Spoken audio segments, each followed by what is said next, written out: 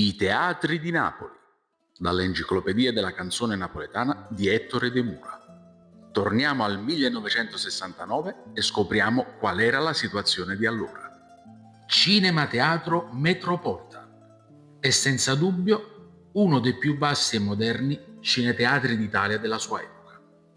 Ricavato dalle antiche e preesistenti grotte di cave di tufo di Via Chiaia, fu aperto al pubblico l'11 dicembre del 1948.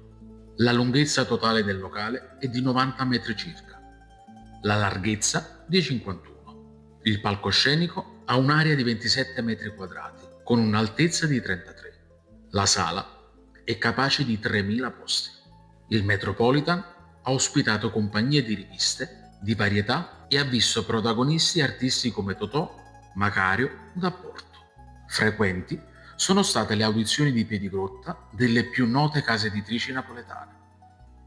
Dopo il 1969, alcuni di questi teatri hanno cambiato forma, nome, gestione. Sono attivi ancora oggi o nel peggiore dei casi non esistono più. Ma tutti sono stati palcoscenico per molti artisti che hanno creato quel grande bagaglio di cultura nato a Napoli. Non vi scordate